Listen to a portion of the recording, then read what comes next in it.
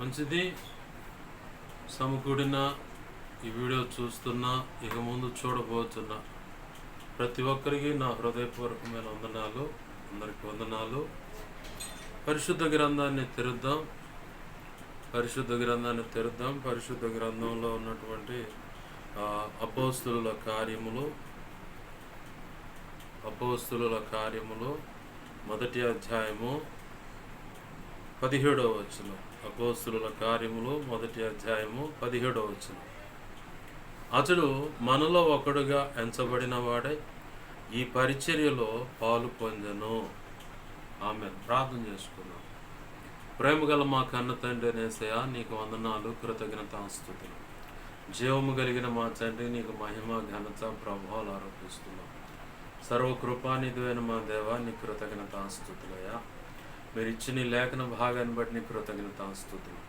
ఈ లేఖనాన్ని విరవండి. ఈ లేఖనము చాటును మీరు దాచి ఉంచిన నూతనమైన, లోతైన, అతి శ్రేష్టమైన క్రీస్తు మర్మమును ప్రకటించుటకు నేను ఎంచబడ్డానన్నట్లుగా అటువంటి మర్మములు ఏమైతున్నాయో ఆ మర్మముతో కూడినటువంటి సర్వ సంపూర్ణ సత్య సంబంధమైన ఉపదేశాన్ని బయటికి తెచ్చి, నీ మనసులో ఉన్న సంగతులన్నీ కూడా బయటికి తెచ్చి, మీ దాసుడు మీ పక్షం వహించుండగా మీ దాసుడు నోట ఆ మాటలు ఉంచండి. 81వ కీర్తన 10వ వచనం 2వ భాగంలో నీ నోరు బాగా చెరువుతాను నింపుదని అన్నావు. అయ్యా, అలాగున మీ దాసుడు నోటిని నింపండి. ఇర్మియా మొదటి అధ్యాయం 9, 10, 18, 19 వచనాల్లో నీ కృపనిచ్చావు. మీ దాసుడు పెదాలు చాకి మీ మాట మీ దాసుని నోట ఉంచావు. ఎహెజ్కేలు విషయంలో కూడా అలానే ఉంచావు ప్రభు. అయా, కృపతో జ్ఞాపకం చేసుకోండి అయ్యా. అయా, మీ శ్రేష్టమైన సంగతులు మీ దాసుని నోట ఉంచి, నీ సిలువు చాటును మీ దాసుని మరుగుపరిచి మీరే కనబడుతూ, ఈ ముఖాంతరంలోంచి నీవే, మీ దాసుని ముఖాంతరంలోంచి నీవే కనబడుచు నాతో మాతో అందరితో సూటిగా, తేటగా, స్పష్టంగా మీరు మాట్లాడు. మా అందరికీ వినగలిగిన చెవును, గ్రహించగల మనస్సును, లోబడు హృదయాన్ని, వాక్యానుగుణంగా జీవించే కృపను, హృదయ సున్నతిని, దిద్దుబాటు మనస్సును, నేర్చుకునే శుభగుణ లక్షణమును, నిత్యత్వము చేరు పర్యాంత వరకు నిత్యం నీ పాదసన్నిధిలో అయా శిష్యరికము చేస్తూ శిష్యులైన సేవక గణముగా మార్చబడి, తీర్చిదిద్దబడి, తరబీదు పొంది, నీ కృప చేత నీ సన్నిధానంలోని నీ చేతే తరబీదు పొంది, అయా శ్రేష్టమైన పాత్రలుగా సిద్ధపరచబడి, దిగాంతుల వరకు నీ చిత్తానుసారమైన ప్రాంతంలో సంఘస్థాపన చేసి, సంఘములు కట్టి, మందిరాలు కట్టి, నీ సత్య సువార్త, సర్వసంపూర్ణ సత్య సంబంధమైన బోధను ప్రేమతో ప్రకటించి, సంస్కరణ పనిలో అత్యాశక్తి కలిగి ఏలియా వలె రోషంగా ముందుకు సాగిపోయి గొప్ప సేవ చేసి సంపూర్ణ సిద్ధికి పొంది సంపూర్ణులై క్రీస్తు న్యాయపీఠ మీదట నిలబడ్డప్పుడు నీ చేత మెప్పు, ఘనత, మహిమ, బహుమతులు పొందుకొని బలా మంచి దాసురాలన్న బిరుదు కూడా నీ చేత ఘనత పొందుకొని నిత్యత్వంలో ప్రవేశించి వధువులో నువ్వు నిర్ణయించిన ఉన్నత స్థానంలో నిలిచి యుగ యుగాలు నీతో కలిసి నిత్యరాజ్య పరిపాలన చేసి నిన్ను మహింపరుచుకునే భాగ్యం మాకు ఈ కృపకు ఈ కృపకు ఎంచబడిన ప్రతి ఒక్కరికి కూడా ఆ కృప అనుగ్రహించి నీ కృపలో వర్ధిల్ల చేయమని బతిమలాడుతున్నాను. అలాగూ జరుగునట్లుగా ప్రభా నీ కృప చేత నాకు బోధించండి, మనం బలపరచండి. మా తండ్రి, నీకు వందనాలు ప్రభా. నేను బలహీనుడను, ఎంత బలహీనో నీకు బాగా తెలుసు. నీ మీద ఆనుకుంటూ నీ కృప మీద ఆధారపడుతూ నాలో నువ్వు కోరుకున్న పరిశుద్ధతను ఆశిస్తూ నీ ఎదుట నాలో ఉన్నటువంటి నాకు తెలిసిన ప్రతి అవిధేయతలు, అతిక్రమ దోషాలు, పాపదోషాలు, ఆజ్ఞాతిక్రమలను క్షమించు. తెలియక మర్చిపోయి నిర్లక్ష్యంగా ఒప్పుకోవడం సరిగ్గా చేతగాక ఏమైనా ఒప్పుకున్నా క్షమించు. నీ రక్తంతో నన్ను బాగా కడిగి పవిత్రపరచు. నీ శుద్ధ జలంతో బాగా కడిగి పవిత్రపరచు. నీ పరలోక శుద్ధ సువర్ణ ఛాయలు ఇదిగో తండ్రి, ఆనంద ఛాయలు నా నిత్యం ఇంకనూ గొప్పగా ఉంచు. పరిశుద్ధ ఆత్మకులను పుటమే శుద్ధ సువర్ణంగా మార్చుకున్నాను. మత్తయి 10వ అధ్యాయం 1వ వచనం 8, 9, 20 వచనం ప్రకారం నీ కృప దయచేయి. అపోస్తుల కార్యం 4వ అధ్యాయం 27 నుంచి 37 నీ కృప నాకు దయచేయి. అయా సహాయం చేయి. యెషయా 51:16 ప్రకారం నీ కృప నాకు దయచేయి. ఇర్మియా మొదటి అధ్యాయం 9, 10, 18, 19 నీ కృప నాకు దయచేయి. ఎహెజ్కేలు 2వ అధ్యాయం 1, 2 వచనం ప్రకారం నీ కృప మాకు దయచేయి. నీ ఆత్మకార్యములు జరిగించమని బ్రతిమలాడుతున్నాను. నీ ధారాళమైన ఆత్మ నడిపింపు ఉపదేశము రాకుండా అడ్డుపడాలని చూస్తున్న దుష్టుడు వాడి దూతలు చీకటి అంధకార శక్తులు ఉంది. అవి చెల్లంగి బాలమని చేతబడి క్షుద్రపూల ఈ అమావాస్యను ఆధారం చేసుకుని ఎంత బలమైన దాడి చేయాలని ప్రయత్నం అడ్డుపడుతున్నాం. వాటి ప్రభావం అంతటిని యేసు నామమున నీ మహాపునరుత్థాన శక్తి ద్వారా ఇదిగో తండ్రి బంధిస్తూ అగాధ పాతాళానికి నిత్య నరకానికి విసిరి కొడుతున్నాను. నా చుట్టూరు మా చుట్టూరు ప్రార్థనలోకి పుస్తున్న వారి చుట్టూ మేమున్న గృహాలు, ఇదిగో కాలనీ లేదా గ్రామం, పట్టణం, రాష్ట్రం, దేశం, ప్రపంచంలో ఉన్న దేశాలు ఎక్కడెక్కడైతే గురించి ప్రార్థిస్తున్నారు వారందరి చుట్టూ నీ సిలువ రక్తపు కంచెను, వారి చుట్టూ మా చుట్టూ నీ సిలువ రక్తపు కంచె అగ్ని ప్రాకం చుట్టూ కంచెను, నీ దేవదూతలను అగ్నివంటి రథముల సంఖ్య చుట్టూ కావాలి ఉంచు. యెషయా 51:16 ప్రకారం నీ చేతిని దాచిపెట్టు. మహిమేగాన్ని జ్ఞాపకం చేయడం సమస్తంపై మాపై ఆవరింపచ్చు. నీ కనుదృష్టి ముఖ తేజమని వెలుగు సన్నిధి కాంతి జ్ఞాపకం చేయడం సమస్తంపై ప్రకాశించు. సర్వోన్నతుని శక్తి జ్ఞాపకం సమస్తం నన్ను మమ్మల్ని కవునుగాక. నీ మహిమ తేజస్ ప్రభు దహి ప్రభు జ్ఞాపకం సమస్తం నువ్వు కోరుకున్న నలుదిక్కులు గేస్తున్నావు ప్రభులు వెళును గాక. ఎకరే గ్రంథం 2:5 ప్రకారం నీవే అగ్ని ప్రాకారమే జ్ఞాపకం చేయబడి నా చుట్టూ మా చుట్టూ నిలిచి సమస్తం చుట్టూ నిలిచి స్తుతి దేవా సింహాసనాసీనుడవై నాతో మాతో మీరు మేమున్న గృహాల్లో ఉండమని. ఈ అమావాస్యను బట్టి ఇదిగో తండ్రి ఎవరెవరి మీద అత్యంత ప్రమాదకరమైన పశువులను వధించి మరి ఏ విధము చేతనైనా సరే అత్యంత క్రూరమైన ప్రమాదకరమైన మంత్ర ప్రయోగాలు ఎవరెవరి పేరును బట్టి కానీ, ఫోన్ నెంబర్లను బట్టి కానీ, ఫోటోలను బట్టి కానీ, అయా ఇళ్ల మీద కానీ, వాహనాల మీద కానీ, వాహనాల నెంబర్లను బట్టి, ఫోన్ నెంబర్లను బట్టి కానీ, వాట్సాప్, ఫేస్బుక్, ట్విట్టర్, ఇన్స్టాగ్రామ్, దేవా యూట్యూబ్లో అప్లోడ్ చేయబడ్డ వీడియోలు, ఆ ఫోటోలు స్క్రీన్ షాట్ తీసుకొని కానీ, ఆ వీడియోలు రన్నింగ్ అవుతుంటే వాటి మీద కానీ, ఆ వీడియోలు మూట్లో పెట్టి దేవా శబ్దం పడకుండా రన్నింగ్ అవుతుంటే వాటి మీద ఆ షట్కంలో పెట్టి కానీ ఏ విధము చేతనైనా సరే మంత్ర ప్రయోగాలు జరుగుతున్నాయి. దేవా వశీకరణ వాటిలో హోమాలు, యజ్ఞాలు జరుగుతున్నాయి. అలాగే ఎదుగో తండ్రి ఈ కుల దేవతలు, దేవుళ్ళు అన్న వాటి ముందు జరుగుతున్నాయి. లేదు దేవా దేవా దేవా ఎదుగో తండ్రి చండీయాగం, చండీయాగం అనేది జరగబోతున్నాం. ఈ దసరాను ఆధారం చేసుకొని 9 రోజులు తండ్రి చండీయాగాలని దేవా ఏయో చేయబోతూ ఉంటారు. అవి చేస్తున్నా ఆల్రెడీ చేస్తున్నా, ఎవరి మీద ప్రయోగిస్తున్నా. ఇటు అత్యంత ప్రమాదకరమైన ఈ బంధకాల చేత ఎవరు పీడించబడుతున్నారు, ప్రార్థనలోకి ఇస్తున్నారు. ఒకవేళ అట్లాంటి బంధకాల చేత పీడించబడుతున్నారు, యేసు నామములో నీ మహాపునరుత్థాన శక్తిని బట్టి నీవు నాకు ఇచ్చిన అధికారం చొప్పున ఇటు బంధకాల నుంచి ప్రతి ఒక్కరికి యేసు నామములో విడుదల కలుగునుగా. అవన్నిటిని యేసు నామములో నీ మహాపునరుత్థాన శక్తి వాటిని ప్రభువుని బంధించి నిత్య నరకాకి నీకు విసిరిపోడుతున్నావు. అక్కడ అవి యేసు నామములో లయమైపోనుగా. నువ్వు అనుకున్న గొప్ప కార్యము జరుగునుగా. ఈ ప్రార్థనలు ఏకీపించడం ద్వారా ఇదిగో ఇటు బంధకాల నుంచి నేను విడిపించబడ్డాన్ని బిడ్డలు సాక్ష్యం ఇచ్చుదురుగా. నీ గొప్ప కార్యములు జరిగించమని సమస్తం నీ నామ ఘనత కొరకే జరిగించమని లేఖనాన్ని బట్టి నీ కృతజ్ఞతాస్తుతులు చెల్లిస్తూ సమస్త విషయాలు కృప అనుగ్రహించమని బతిమలాడు. దేవా నాతో మాతో మీరు మాట్లాడు. యేసు నామంలోనే ప్రార్థించి సమస్తం పొందుకొని నీ నామాన్ని గొప్ప చేసుకుంటూ నీ కృతజ్ఞతాస్తుతులు చెల్లించి నీ కృపాస్తాల సమస్తం నాకు నేను మహింపరచుకుంటూ యేసు నామములో ప్రార్థించి నేను సమస్తం నీకు అప్పచెప్పుకున్నావు మా తండ్రి. ఆమేన్ ఆమేన్. అందరికీ వందనాలు. ప్రభునందు ప్రభు అయిన యేసుక్రీస్తునందు సమకూడిన మీ అందరికీ హృదయపూర్వకమైన వందనాలు. వీడియో చూస్తున్నా చూడబోతున్నా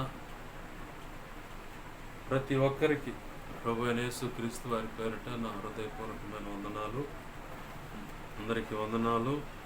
ప్రభునందు ప్రియమైన దేవుని బిడ్డలారా గమనించండి. లేఖన భాగంలో చదువుకున్న మాట, అతడు మనలో ఒకడుగా ఎంచబడిన వాడే ఈ పరిచర్లో పాలు పొందెను. ఎవరు ఇతను అంటే ద్రోహి అయిన యోధ అని ఒక మాట, అలాగనే ఆయనను అప్పగించిన ఇస్కరియోతు యోధ అని చెప్పని సువార్త పుస్తకాల్లో భక్తులు రాసిన సందర్భాలు చదివిన ప్రతి ఒక్కరికి మరి గుర్తున్నాయి, ఆకలింపుగా ఉన్నాయి. అందును బట్టి దేవునికి మహిమ కలుగును గాక. హల్లెలూయా. ప్రభునందు ప్రేమ దేవుని బిడ్డలారా గమనించండి, అతడు మనలో ఒకటిగా ఎంచబడిన వాడు. సర్వసాధారణంగా మనమందరము కుటుంబాల్లో కానీ,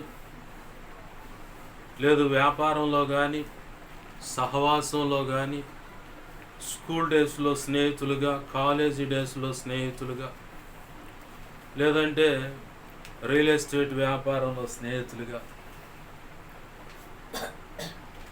ఇలా రకరకాలుగా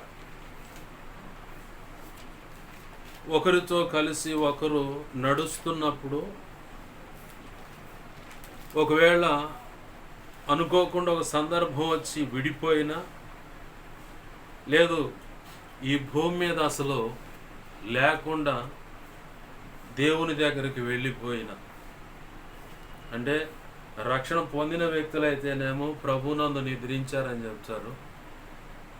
రక్షణ పొందని వ్యక్తుల విషయం అయితే చచ్చిపోయాడు అంటారు. యాడికి పోయాడు అంటే చచ్చిపోయాడు. అదే యాడికి పోయాడు, చచ్చిపోయాడండి, ఎన్నిసార్లు చెప్పాలంటారు. అయితే ఇక్కడ అతడు అనేవాడు ఎక్కడున్నాడంటే అపోస్తుల కార్యములు క్షమించండి మత్తయి సువార్త 10వ అధ్యాయంలో 2వ వచనంలో ఉన్నాడు అతను. ఎవరంటే 2వ వచనం కాడి నుంచి చదివితే 4వ వచనంలో కనపడతారు. ఎవరంటే వీళ్ళంతా ఆ 12 మంది అపోస్తుల పేర్లు అని 2వ వచనంలో స్టార్ట్ చేసి 4వ వచనంలో చివరి మాటగా ఆయనను అప్పగించిన ఇస్కరియోతు యోధ. మరి ఇతగాడు ఏం చేశాడంటే దేవుని దృష్టిలో దేవునితో ఉంటూనే, అంటే ఈ సృష్టి యావత్తు నా వలనే కలిగి ఉన్నది, నాకు కావాలనుకునే ఈ సమస్తాన్ని చేశాను అని చెప్పని యేసు ప్రభు వారే సాక్ష్యం ఇస్తాడు. ఎక్కడ సాక్ష్యం ఇస్తాడంటే సామెతల గ్రంథము 28వ అధ్యాయం పట్టుకుంటాడు. చూడండి, 28వ అధ్యాయమేనా?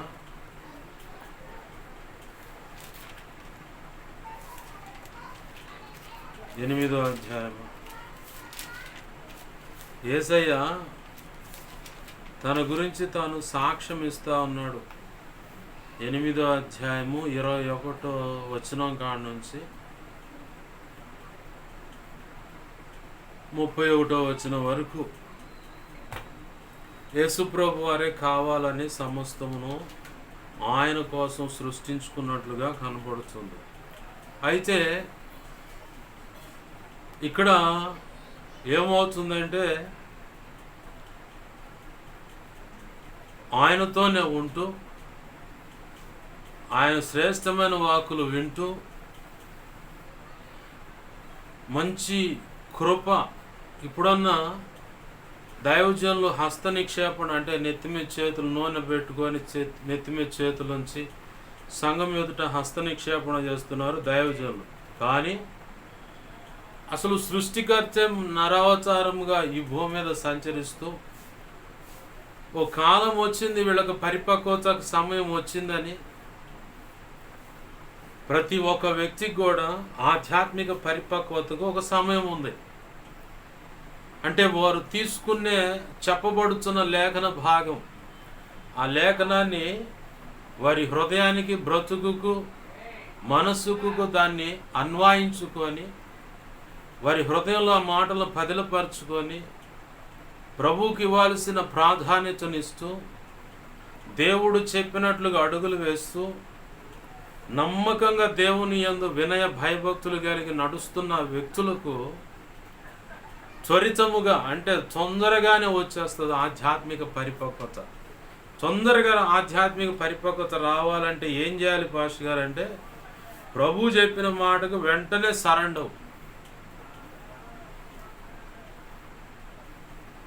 యేసయ్య చెప్పిన మాటకు స్వరం ద్వారా మాట్లాడిని, కళ ద్వారా మాట్లాడిని, దర్శనం ద్వారా మాట్లాడిని, స్వప్నం ద్వారా మాట్లాడిని, లేదు వాక్యం చదువుతున్నప్పుడు మాట్లాడిని, లేదా ఇలానే దైవజనుల ద్వారా ప్రకటించబడుతున్న మాటలను బట్టి నువ్వు వెంటనే ఇది దేవుని స్వరం అని పసిగట్టి ఆ మాటకు లోబడ్డావా, ధన్యుడవు, ధన్యురాలవు.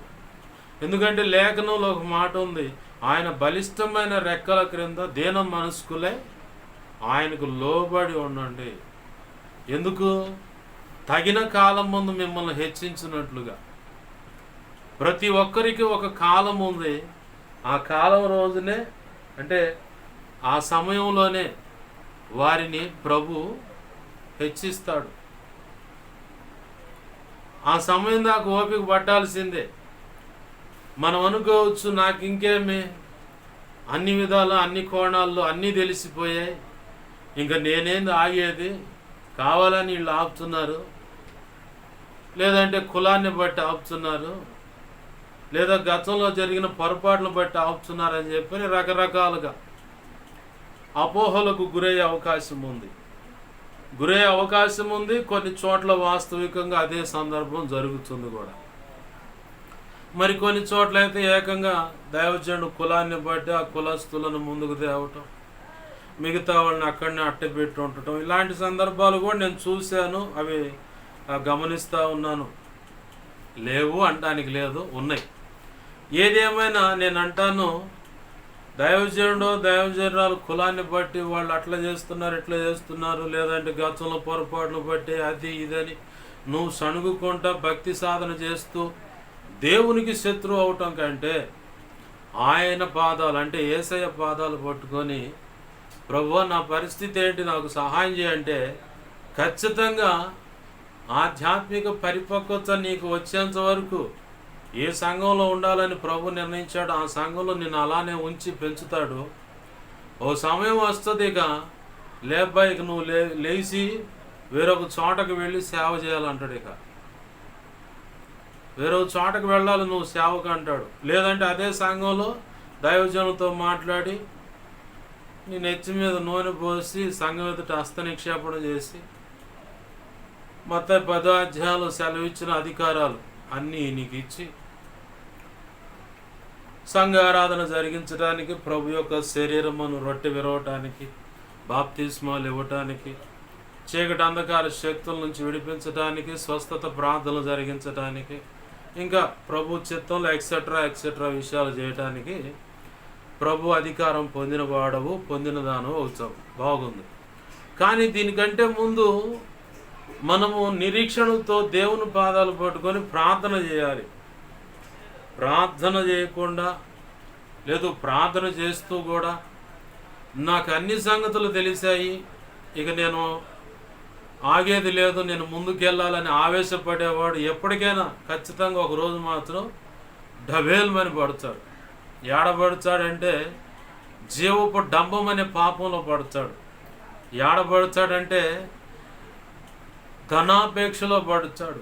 ఏడబడతాడంటే స్త్రీ పాపంలో పడిపోతాడు. ఇంకెక్కడ పడతాడంటే స్టేజీల మీదకి వెళ్ళిపోయి, నేను పాట పాడుతుంటే అందరం మెచ్చుకోవాలి, నేను ప్రసంగం చేస్తే అందరం మెచ్చుకోవాలి, అసలు నేను స్టేజీ మీదే కూర్చోవాలి, అందరు నన్ను చూడాలని. దీన్నే జీవపు డంబం అంటారు. కొంతమందికి అర్థం కాదు కాబట్టి ఇలా చెప్తా ఉన్నా. ఏంది ఇలా ఈ 3 రకాల పాపాల్లో ఖచ్చితంగా ప్రతి విశ్వాసిని, పరిచారకులను, సంఘ పెద్దలను, సేవకులను, పెద్ద మేము మోతుబర్లు అన్న, లేదా పర్ఫెక్ట్ అన్న వాళ్ళని కూడా ఈ 3 పాపాల్లో లాగటానికి సైతానుగాడు చూస్తాడు.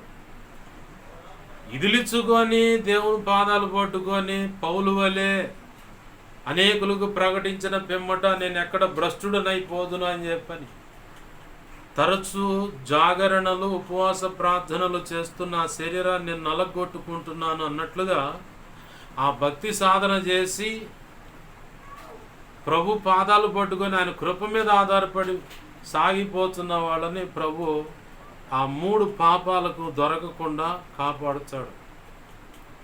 మనం బాగా గుర్తుపెట్టుకోవాలి, ప్రత్యేకపరచబడిన వారిని సైతం మోసపరిచే, లేదు భ్రమపరిచేటువంటి అధికారము సైతానుగాడికి, వాడి సంబంధికులకు ఇవ్వబడిందని లేఖనం సాక్ష్యం ఇస్తుంది.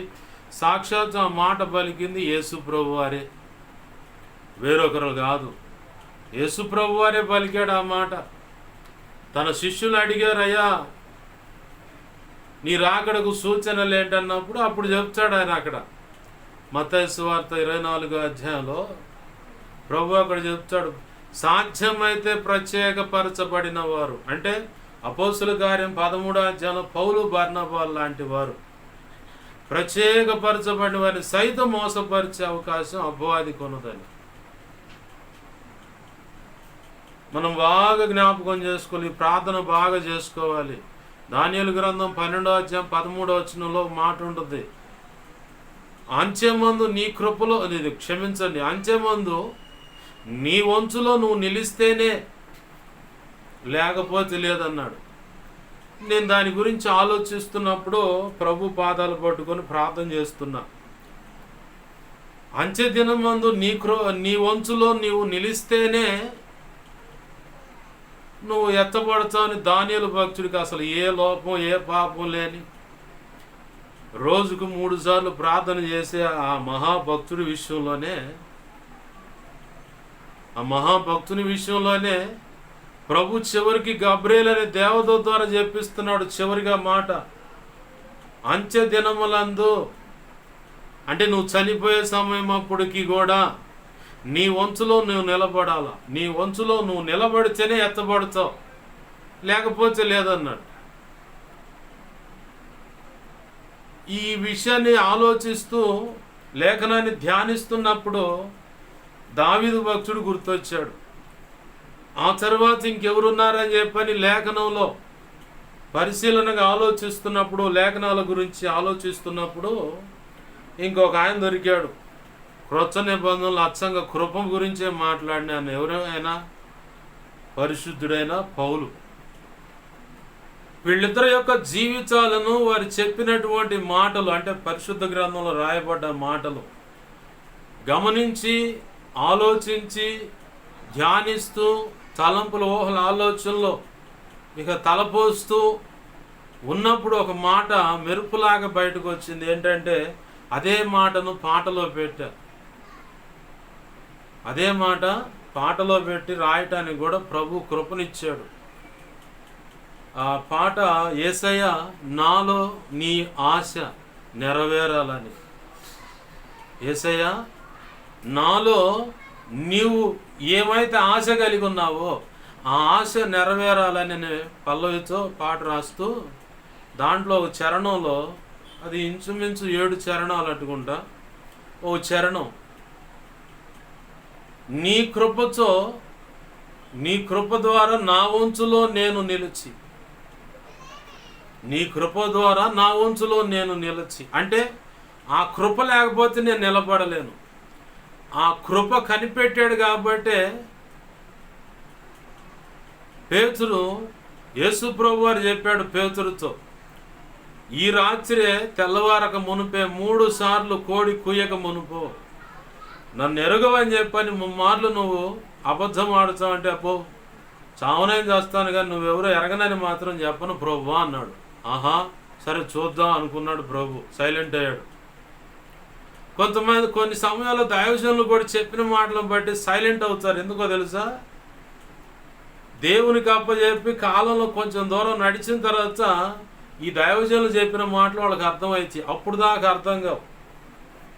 యేసయ్య కూడా పేతురుతో అంటున్నాడు, 3 సార్లు నువ్వు నన్ను ఎరుగను అని చెప్పని బొంకుతావు, అంటే అబద్ధం ఆడుతావయ్యా, ఆ తర్వాతే కోడి కూసుద్ది అన్నాడు. అట్లానే 3 సార్లు అబద్ధం ఆడాడు. ప్రభు చెప్పిన మాటలు తలపోసాడు.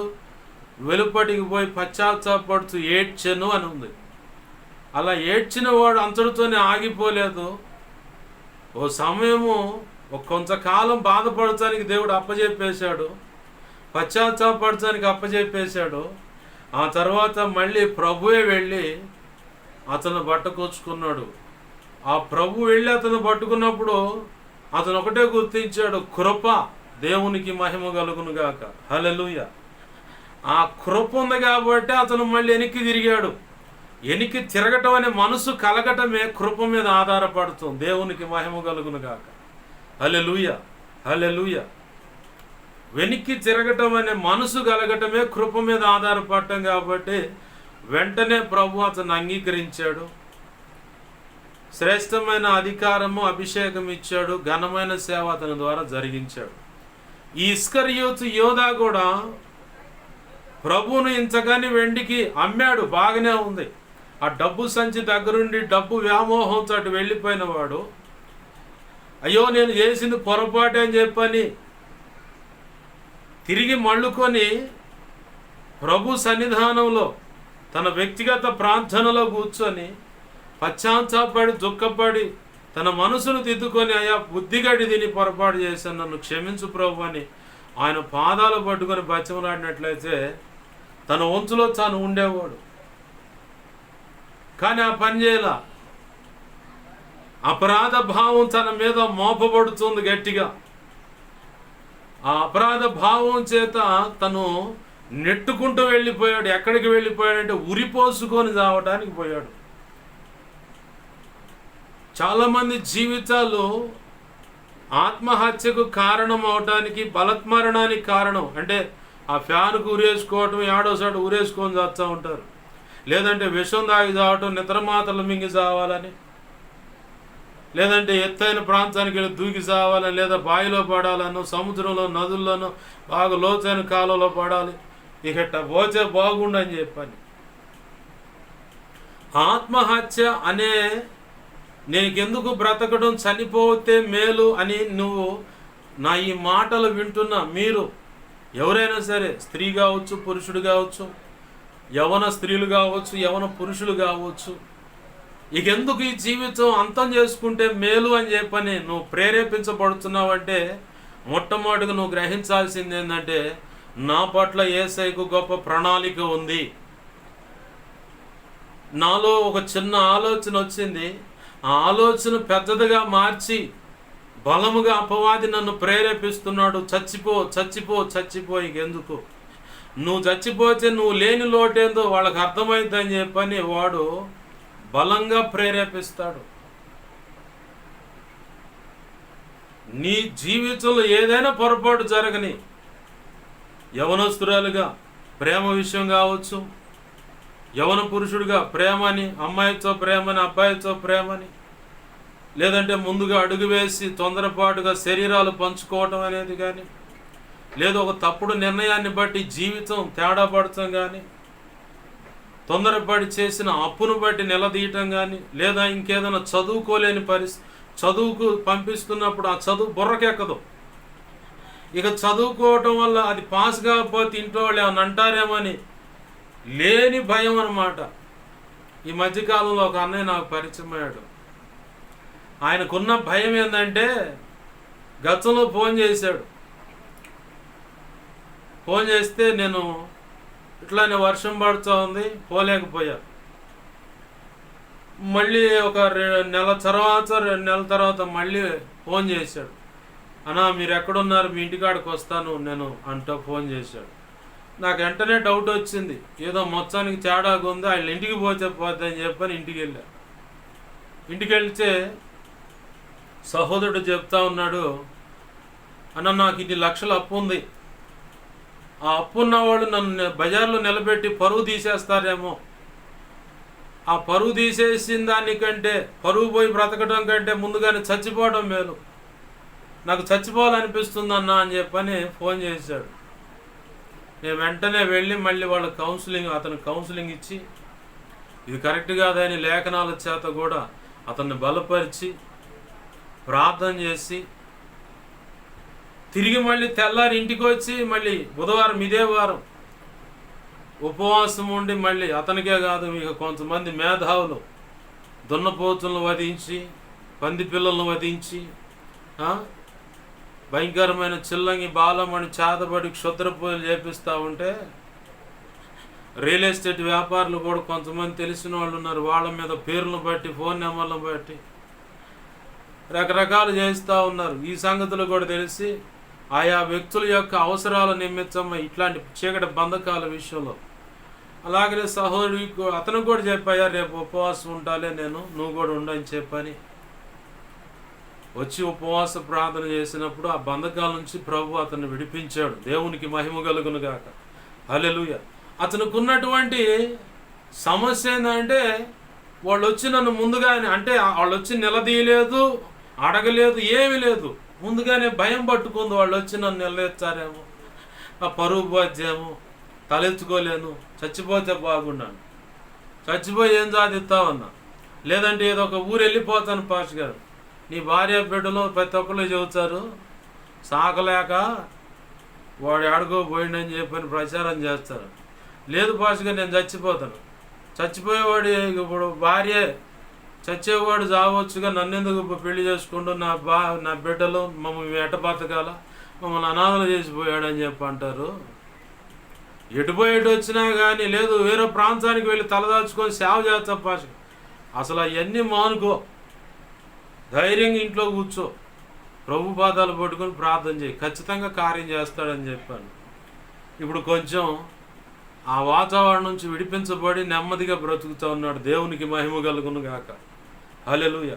ఇది ఒక అప్పు పొందకాలే కాదు, చదువు విషయంలో కానీ, ఆ చదువు బుర్రకెక్కక ఎగ్జామ్స్లో ఫెయిల్ అవుతానేమని భయం, ఉద్యోగం సాధించలేనన్న భయం, రియల్ ఎస్టేట్ వ్యాపారంలో ఆ పోయిన రూపాయి రాదేమన్న భయం. ఐపీ పెట్టిపోతారు, 76 లక్షలు అంటే ఒక ఆయన బాధితుడు. ఆ వ్యక్తి తిరిగి మళ్ళీ మంత్రప్రయోగాలు చేపిస్తా ఉంటే వీడికి డబ్బులు ఇచ్చేది ఏందని. అంటే రియల్ ఎస్టేట్ వ్యాపారంలో కూడా క్షుద్ర పూజలు, మంత్ర ప్రయోగాలు, పక్షవాతం వచ్చేలా పడిపోతాడు, ఇక మంచం పడుతాం, అట్లా చివరికి ఆ వ్యక్తి చనిపోయిన దాకా వాళ్ళు వదిలిపెట్టకుండా చేస్తూనే ఉంటారు. అలా ఒక వ్యక్తి చనిపోయాడు, నాకు తెలిసిన వ్యక్తి. అది తెలిసింది కాబట్టే సాక్ష్యం ఇవ్వగలుగుతున్నాను. ప్రభునందు ప్రియమైన దేవుని బిడ్డలారా, గమనించండి, భర్తతో సమాధానం. అమ్మో, నా భర్తతో నేను సమాధానం పడగలుగుతానో లేదో, ఇక నా జీవితం ఇక ఇంతే అంతమైపోతేమో, అసమాధానంతోనే నా భర్తతో సమాధానం పడకుండా ముందుగానే నేను తీసేయబడితే రేపటి దినాన్ని నిత్య నరకంలో ఉంటానేమన్న భయం పట్టుకున్న వాళ్ళు ఉన్నారు. నా భర్తతో సమాధానం పడుతూ ఇక కుదరదేమో, ఇంక నన్ను కాదనుకున్నాడేమో అని భయంతో కొంతమంది ఉన్నారు. ఇక ఈ పిల్లతో కాదులే, ఇంకో దేవుని చేతుల్లో ఇంకేదైనా చూసుకోవచ్చులే అని భయంతో బాధపడుతున్న వాళ్ళు ఉన్నారు. గర్భఫలం విషయంలో ఇక ఇప్పుడు కలుగుతో లేదని అయోమయ భయంతో బాధపడుతున్న వాళ్ళు ఉన్నారు. బిడ్డల విషయంలో వీడి చేతికి వస్తాడా లేదా, ఇక వీడు దారి తప్పాడు, తండ్రి దారిలో నడుస్తున్నాడు, వీడు కూడా అదే దారిలో నడుస్తూ ఉన్నాడు, తండ్రి పోలిన కొడుకుగా మారిపోయాడని చెప్పని బాధపడే తల్లులు తండ్రులు లేకపోలేదు. అంటే ఏదో జరుగుద్దన్న భయం, సైతానుగాడు పెట్టే భయం ఇదే. ఏదో జరుగుద్ది అని అట్లా కృంగిపోయి కృషించుకుపోయి చివరికి నువ్వు ఆత్మహత్య చేసుకోవడానికి ఆ ఫ్యానుకో దోలానికో తాడో శూన్యో షేరో లుంగియో ఏదోటి వేసుకొని ఏలాడబడేదాకా వాడు అంతే నిన్ను ప్రేరేపిస్తూ ఉంటాడు. చివరికి నువ్వు స్టూల్లో కూర్చి ఏదో తంతావుగా, అప్పుడు గుర్తొచ్చుద్ది, అరే నేనేంద్ర మెడకి ఇది వేసుకుని అర్జాతను ఎడిజాతనని చెప్పడు. అప్పుడు గుర్తు, ఇంకేముంది, ఎవడు ఆపుతాడు నిన్ను? కొంతమంది పెట్రోల్ పోసుకొని లేదంటే కిరసనాలు పోసుకొని కొంతమంది స్టవ్ ఆన్ చేసుకుంటారు. ఇక అన్ని విషయాలు తలపోసుకొని ఎక్కి ఏడ్చి ఒకసారి ఇక లైటర్ అట్టా స్టట్ అని కొడతారు, లేదంటే అగ్గిపెట్టకి వేస్తారు. ఉపయోగం ఎవరికి ఉంది? ఎవడికి ఉపయోగం లేదు, ఆ సైతాన్ గాడికే ఉపయోగం. ఎందుకో తెలుసా? యేసయ్య నీ పట్ల గొప్ప ప్రణాళిక కలిగి ఉన్నాడు. ఆ ప్రణాళిక నెరవేర్చబడకుండా నిన్నేదో ఒక రకంగా మానసిక ఒత్తిడిలో తీసుకెళ్ళి ఆత్మహత్య ప్రయత్నం చేయిస్తే, నువ్వు చచ్చిపోతే నువ్వు ఆత్మహత్య చేసుకుంటే నరకానికి పోతావు. ఆ సంగతి వాడికి తెలుసు, నీకు కూడా తెలుసు. అయినా సరే చుట్టూ ఉన్న పరిస్థితులను బట్టి నరకానికి వెళ్తానన్న సంగతి మర్చిపోయేలా చేసి నిన్ను ఈడ్చుకొని తీసుకువెళ్ళి ఆడ ఆ నిత్య నరకంలో పడేసేలాగా చేస్తాడు. వాడికి ఉపయోగం, దేవునికి ఉపయోగం లేదు, నీ వ్యక్తిగత జీవితానికి ఉపయోగం లేదు, నీ వల్ల నీ బిడ్డలకు ఉపయోగం లేదు, నీ వల్ల నీ కుటుంబానికి వంశానికి ఉపయోగం లేదు, ఆశీర్వాదం లేదు. నీ చేతుల నీ ఆత్మను తీసుకువెళ్ళి సైతానుగాడి చేతులకు అప్పచెప్తే సైతానుగాడికి ఏమి ఎంచాడు దేవుడు? నిత్య నరకం అనే దాన్ని వాడి కోసం సిద్ధపరిచాడు. వాడేం కలలుగా అంటున్నాడు?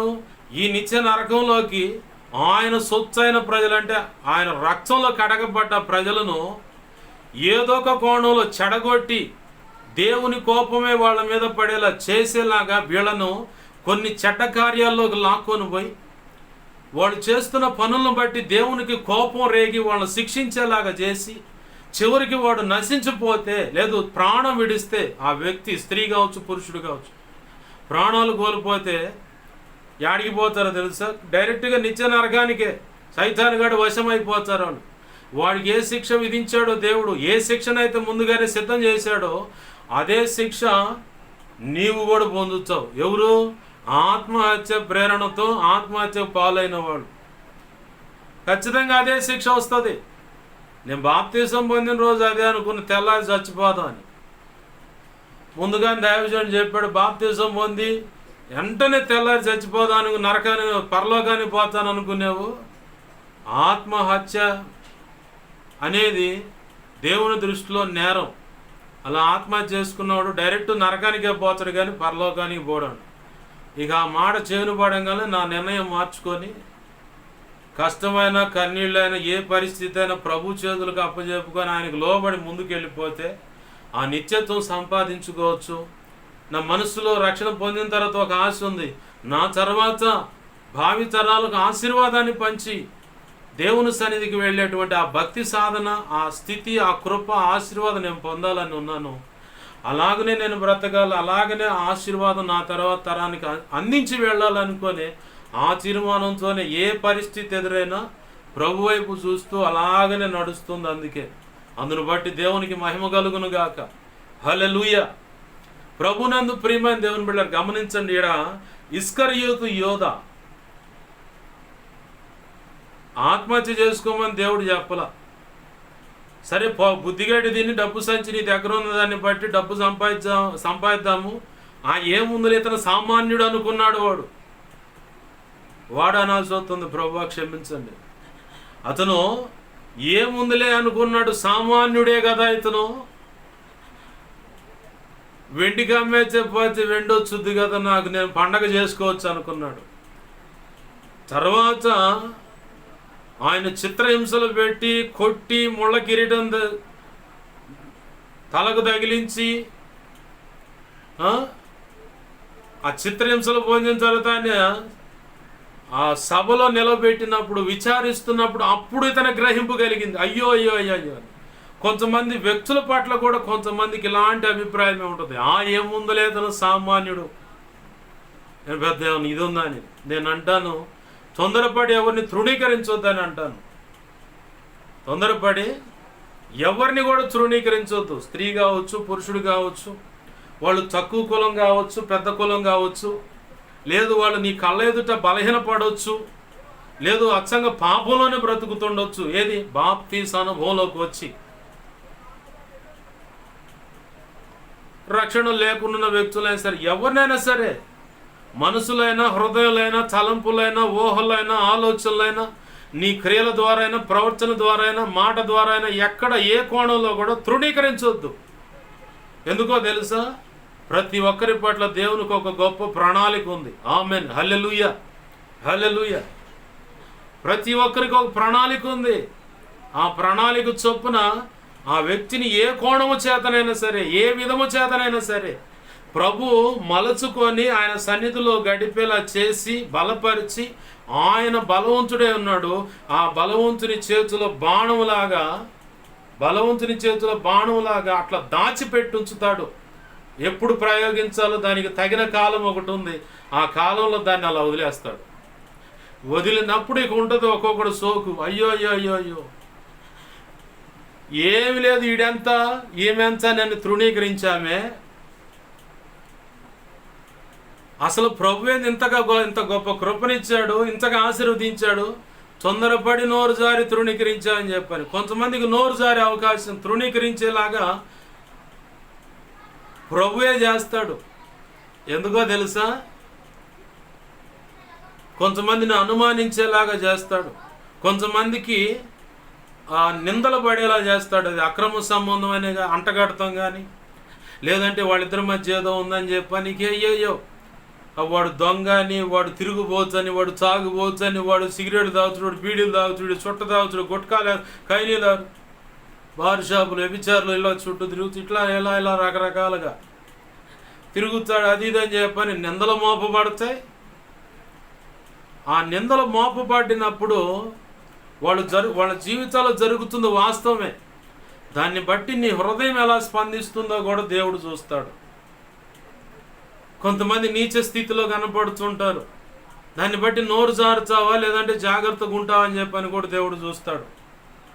ఒకవేళ తొందరపడి నీ హృదయం దేవుడు అనుకున్నట్లుగా నీ తలంపులు, ఊహలు, ఆలోచనలు కానీ, చూపులు కానీ, చేతల క్రియలు, తలంపులు ఏ విషయంలో అయినా సరే దైవ చిత్తానికి వ్యతిరేకంగా ఏ కోణంలో నువ్వు నడుచుకున్నా వెంటనే ఆ నిందలు, నేను ఇప్పుడు చెప్పినటువంటి అవన్నీ ప్రభు తన చిత్తానుసారంగా వాళ్ళ జీవితాల్లోకి అనుమతించినప్పుడు అంతకుముందు నిందింపబడ్డవాళ్ళు, నిందలు మోపబడ్డవాళ్ళు ఎంతగా కృషించారో, కుష్కించుకుపోయారో, కృంగిపోయి దేవుని పాదాలు పట్టుకొని కన్నీరు విడిచి ప్రభును బచంలాడి పదే పదే ఆ నిందను మోపుతుంటే, పదే పదే ఆ మాటలు ఆ చెవులకు తగులుతూ ఉంటే ఎంతగా ఏడ్చుంటారో, ఎంతగా బాధపడి ఉంటారో ఆ సంగతి నీకు తెలిసేలాగా నీ జీవితంలో కూడా కొన్ని అలా అనుమతిస్తాడు.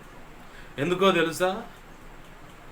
తొందరపడి ప్రతి ఒక్కడి మీద రాళ్ళేస్తున్నావు కదా, నీ ముఖం పగిలేటట్టు, సరిచేయబడేటట్టు, సరైన సమాధానం నీ హృదయంలో ఉండేటట్లుగా అలాంటి వారి పట్ల నీ అభిప్రాయం మార్చబడి అన్ని విధాల వాడిని ప్రభు ఎలా అయితే ఓదార్చాడో, హక్కును చేర్చుకున్నాడో, ఆదరించాడో, ఆదరణకరమైన మాటలు అందించి వాళ్ళను తండ్రి అయిన దేవునితో అంటుకట్టాడో, అలాగన క్రీస్తు ప్రభుత్వం నువ్వు అంటుకట్టేలాగా కొన్ని నిందలు, అవమానాలు, గట్టి బండరాళ్ళు మీద పడేలా చేసి నీ హృదయ స్థితిని మారుస్తాడు.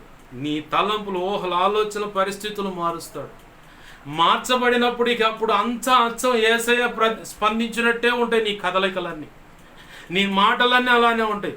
ఎందుకంటే మాట్లాడుతున్న నేను కూడా నా జీవితంలో ఇలానే నా స్నేహితుని తృణీకరించా.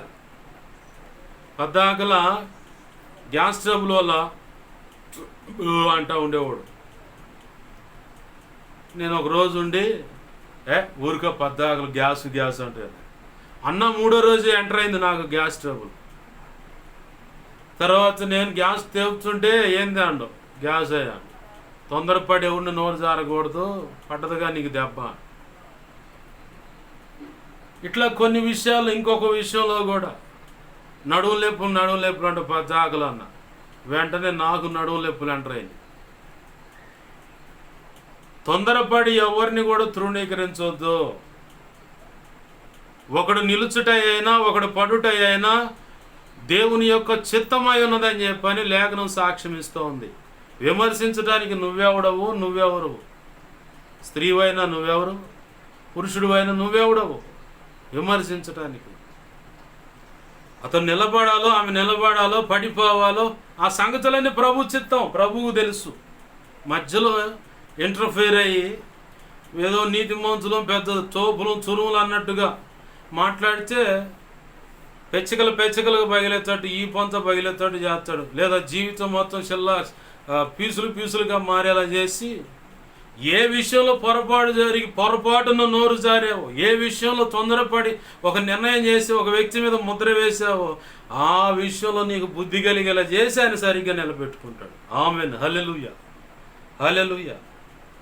ప్రభునందు ప్రియమైన దేవుని బిడ్డలారా గమనించండి, ఇక్కడ ఇస్కరియోతు యోధా కూడా తన వంతులో నుంచి తను ఉండకుండా పక్కకి వెళ్ళిపోతా ఉన్నాడు.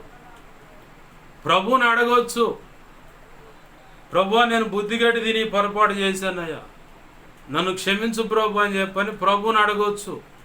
కానీ ప్రభువుని అడగట్లా, ఆయన కృప మీద ఆధారపడుతుల్లా, తనకు తానుగా నిర్ణయం చేసుకొని పోయి ఉరిపోసుకొని చచ్చాడు.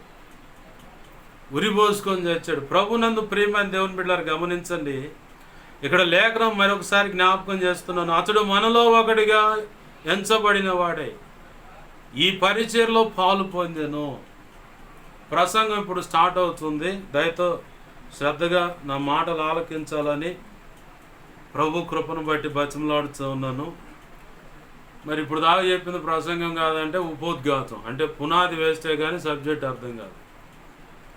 ప్రభునందు ప్రియమైన దేవుని బిడ్డలారా గమనించండి, చాలామంది వాళ్ళ చేతులారా ప్రభు నిర్ణయించినటువంటి పరిచర్ను కాలదన్నుకొని వెళ్ళిపోతూ ఉంటారు. ప్రభువు నిర్ణయించిన పరిచర్యను కాలదన్నుకుంటూ వెళ్ళిపోతూ ఉంటారు.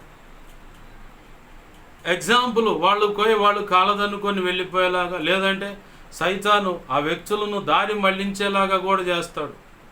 ఎలాగంటే గడిచిన దినాల్లో రక్షణకు రాకముందు నీ జీవితంలో ఏవేవైతే బలహీనతల చేత వెరిపించబడ్డావో ఆ బలహీనతలనే మళ్ళీ నీ దగ్గరకు తీసుకొస్తాడు.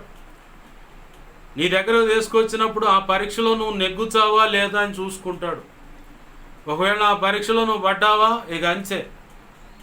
బాప్తిసం పొందిన తొలి దినాల్లో ఒక 6-7 నెలలు భక్తి సాధన చాలా రోషంగా కొనసాగుతూ ఉంది. అయితే ప్రభు నా జీవితంలో పరీక్షను అనుమతించాడు.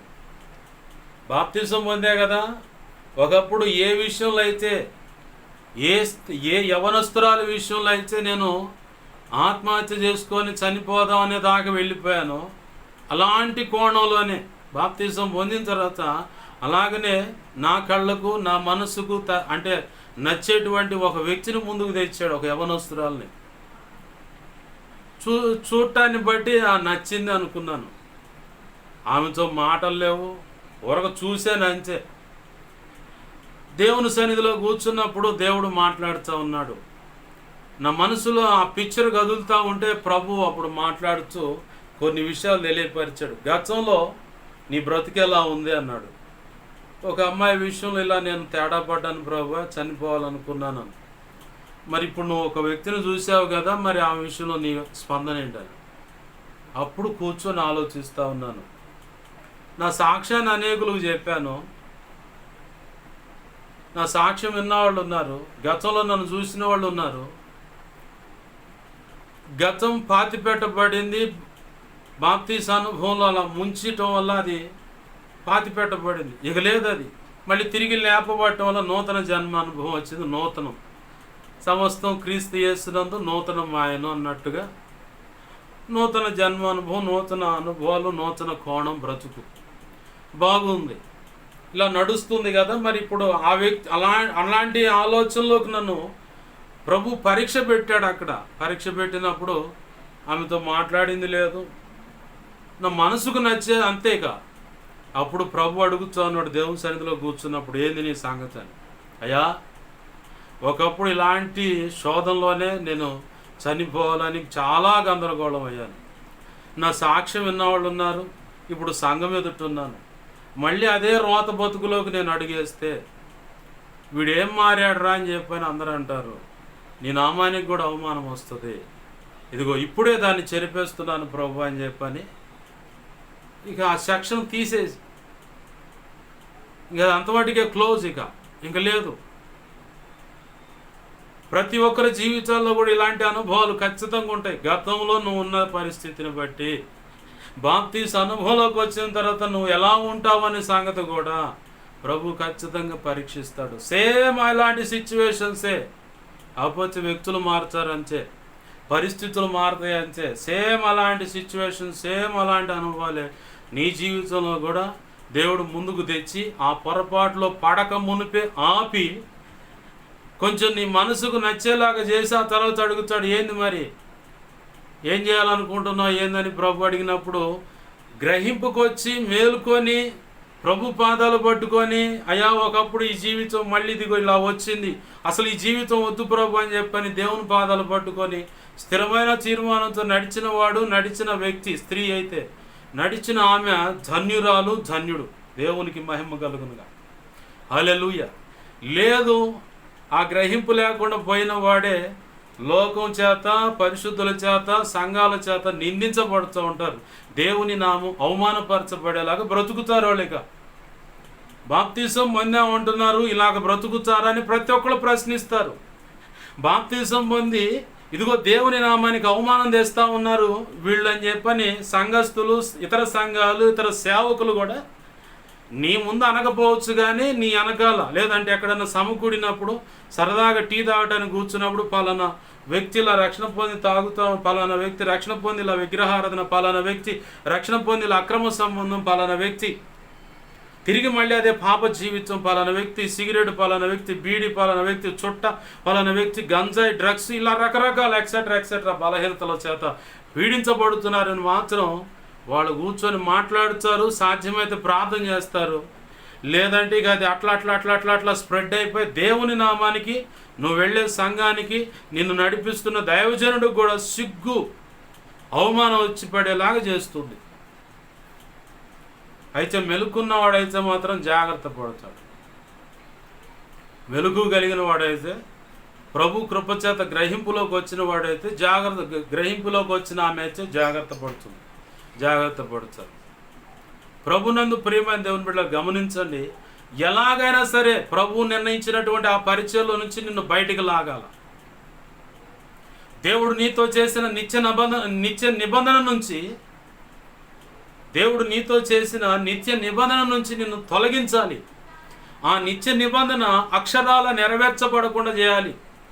అందుకు సైతానుగాడు సేవకులను వాడుతాడు, తల్లిని వాడుతాడు, తండ్రిని వాడుతారు, ఈ తల్లిదండ్రుల తరపు బంధువులను వాడుతారు, పరిశుద్ధులైన విశ్వాసులను, పరిచారకులను కూడా వాడుతాడు. వాడు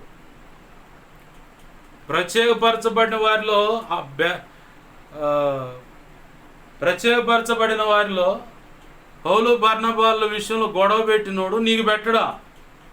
చెప్పు. వాళ్ళకంటే గొప్ప వ్యక్తివా నువ్వు?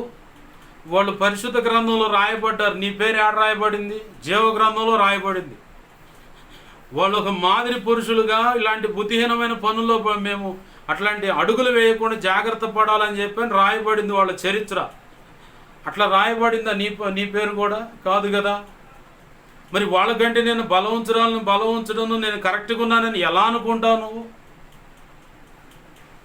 నేను ఒక దైవజనుడి గురించి విన్నాను, నేను ఆయన పేరు చెప్పను కానీ, ఆయన పట్ల దేవుని సంకల్పం ఏంటంటే, ఆయన ఒక పరిచర్యలో ఉన్నాడు, ఆ పరిచర్యను విడిచిపెట్టి బయటికి వెళ్ళిపోవాలి, పరిచర్యను విడిచేయాలి.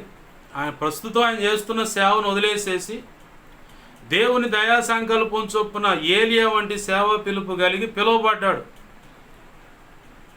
గతంలో నాకు తెలిసి నేను ఇప్పటి వరకు కూడా ప్రార్థన చేస్తానే ఉన్నాను, వదిలిపెడతలే ఆ విషయాన్ని. ఎందుకంటే ఆయనకు నిర్ణయింపబడ్డ ఆ పని ద్వారా ఆయనకి దేవుడు ఇచ్చేటువంటి మెప్పు, ఘనత, మహిమ, బహుమతి చేతులారా తను చేసే తప్పుడు నిర్ణయాన్ని బట్టి కోల్పోతాడు. అది నాకు బాగా గ్రహింపు ఉంది.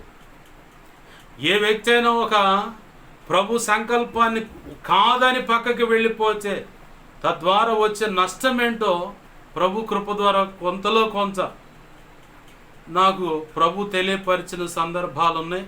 నాకు కొంచెం అర్థమవుతుంది. అది కూడా ప్రభు కృపను బట్టి. ఆ అర్థమైన దాన్ని బట్టి ఇప్పటి వరకు కూడా ప్రార్థన చేస్తూనే ఉన్నాను. ఎలాగైనా ప్రభు తన వంతులో తాను నిలబడాలి. మొన్న ఈ మధ్య అటుకుండా పోయిన వారము అంతకుముందు ఎప్పుడో విన్నాను, నేను మాత్రం ఈ పరిచయలో ఉండేదే ఆ దైవజనుడి కింద నేను సేవకుడిగా ఉండేదే ఈ నిర్ణయం కన్ఫర్మ్, ఇక ఈ నిర్ణయం మారదు అంట. సరే అని చెప్పి నేను సైలెంట్ అయ్యా. నాకేం పోద్ది, విన్నవాడికి కానీ ప్రార్థన చేసేవాడికి ఏం పోద్ది? ఏమీ కాదు. ఇంకా ప్రభు సన్నిధిలో ప్రార్థన చేసిన దాన్ని బట్టి బహుమతి వచ్చుద్ది. నాకు బహుమతి వచ్చుద్ది పరలోకం నుంచి లేదు, పరలోకంలో ప్రభు నిర్ణయించిన రీతిగా ఆనాడు నాకు బహుమతి వచ్చుద్ది. ఈ విషయాల నిమిత్తం ప్రార్థన చేశాను కాబట్టి, ప్రార్థన చేస్తున్నాను కాబట్టి ఖచ్చితంగా బహుమతి వచ్చుద్ది. కానీ కోల్పోయేది ఎవరు బహుమతి? ఆ వంతు నుంచి పక్కకు వెళ్ళిపోయేది ఎవరు? ఇస్కరియోతు యోధ అయితే తన చేతులార పొరపాటును బట్టి అపరాధ భావం చేత నొప్పించబడుతూ పరిగెత్తుకుంటా పోయాడు, ఉరిపోసుకొని చచ్చాడు, కింద పడుతూ పేగులు బయటపడి, పొట్ట చీల్చబడి పేగులు బయటపడ్డాయి, చచ్చిపోయాడు. కానీ ఈరోజు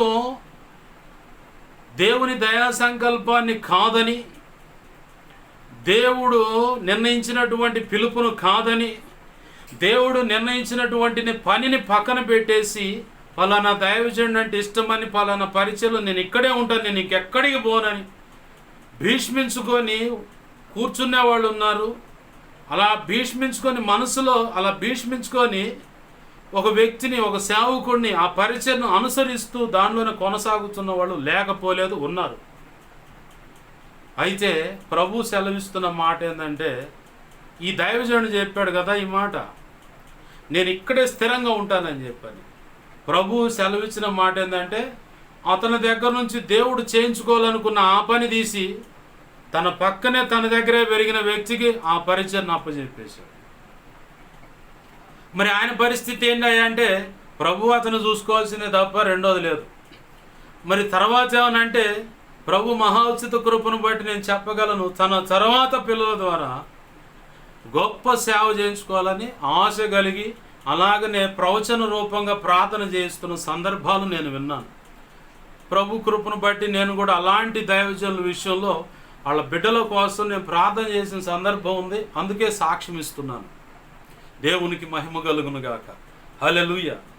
ఈ మధ్యకాలంలో చాలామంది విషయాలు నేను ప్రభు కృప ద్వారా ఈ వారంలో ఓ జంటకు కౌన్సిలింగ్ ఇవ్వటం అంటే దేవుని దయా సంకల్పం ఏంటో అర్థం కావట్లేదయ్యా. మేము సంఘంలో ఉన్నామంటే వాళ్ళ పట్ల దేవుని ప్రణాళిక ఏంటో, వాళ్ళ బిడ్డల పట్ల ప్రణాళిక ఏంటో, ఆ కుటుంబం వంశం పట్ల ప్రణాళిక ఏంటో తెలియపరిచాడు ప్రభు. వాళ్ళ కోసం ప్రార్థన చేయడానికి కృపనిచ్చాడు.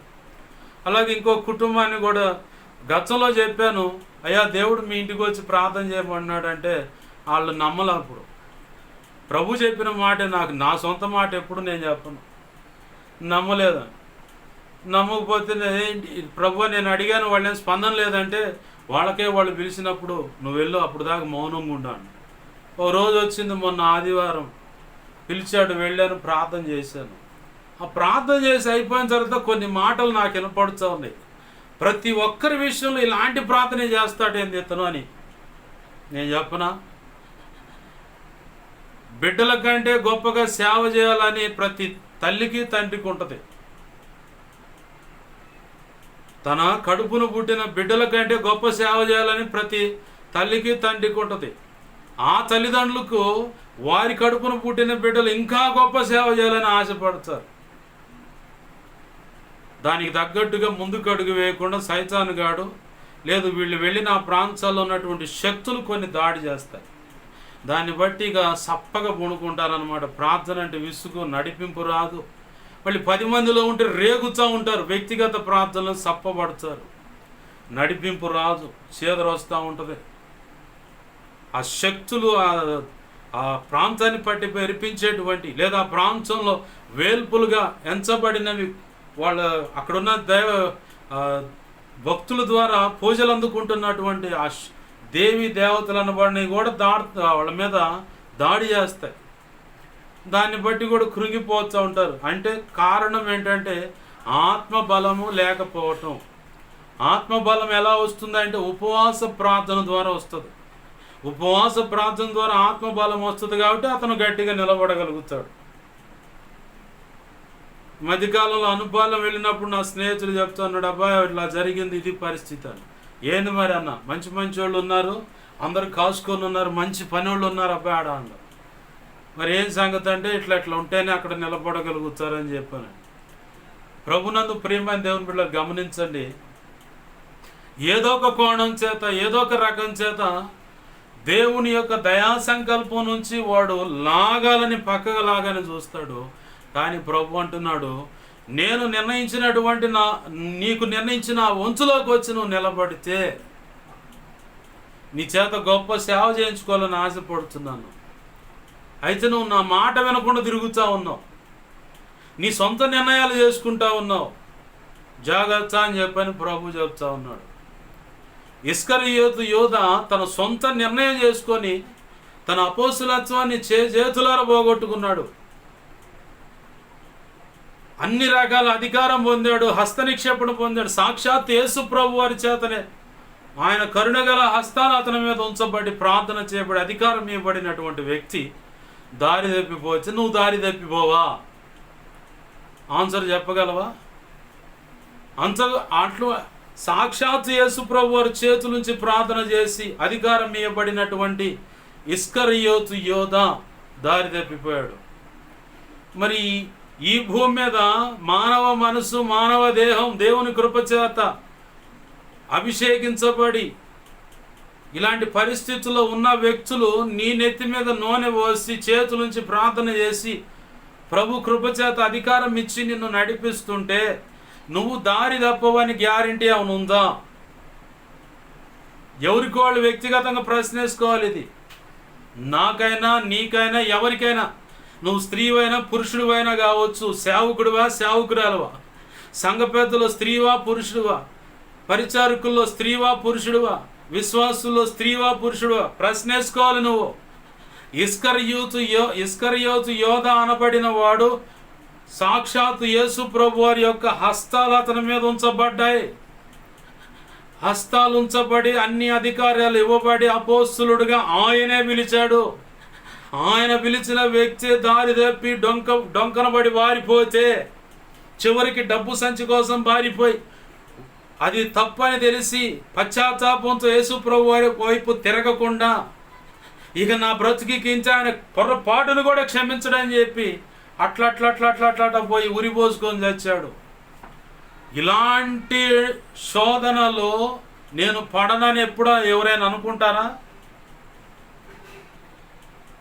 అపవాదిగాడికి సంధి ఇచ్చావా, ఖచ్చితంగా ఏదో కోణంలో వస్తాడు వాడు, గ్యారంటీగా.